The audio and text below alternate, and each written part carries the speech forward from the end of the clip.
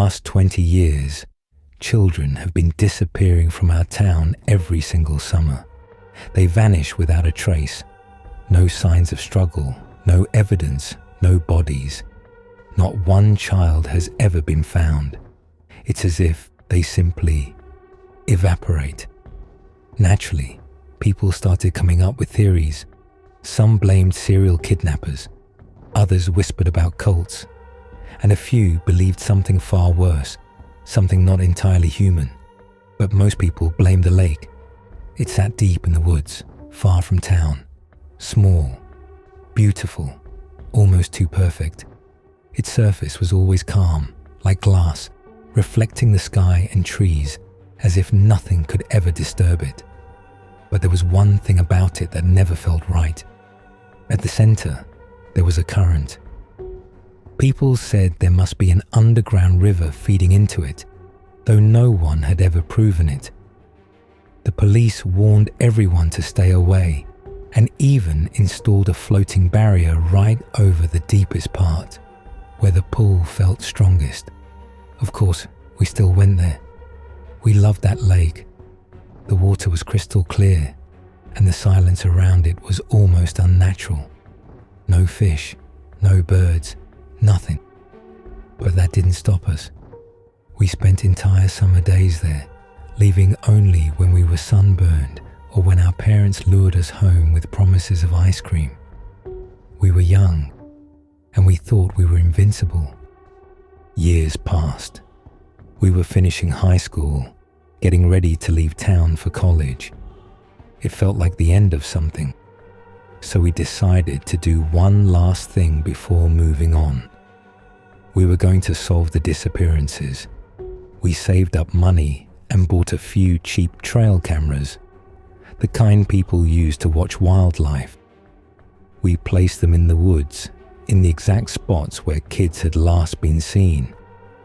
Most of those locations were near the lake, but there was one problem.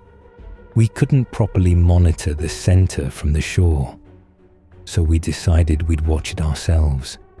At the time, we thought it was brilliant. We had no idea the police had already tried something similar and failed. Every day we checked the footage, walked the trails, watched the water, waited. Nothing happened until early August. A boy went missing. His name was Alex Florence. He was 7 years old. The last time anyone saw him, he was playing near the lake with his sister. The police searched everything.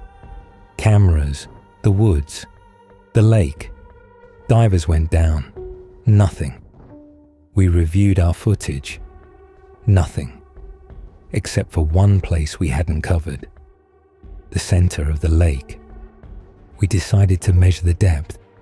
I bought a waterproof camera, attached a flashlight to it, and tied it to a long rope. We took a small boat and crossed the barrier. I lowered the camera into the water. 5 meters, 10, 15. By our estimate, it should have hit the bottom, but it kept going. 20 meters, 30. We ran out of rope. We pulled it back up and rushed home to watch the footage. At first, everything looked normal. Clear water, the beam of the flashlight. Then the bottom, around 15 meters down. And then we saw it. An opening.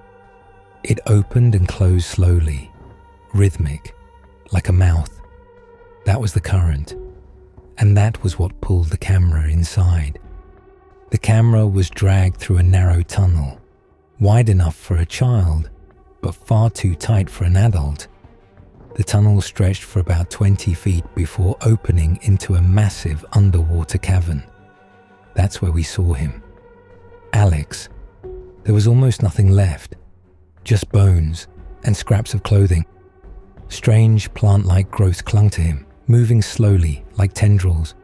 They were feeding. The camera sank deeper.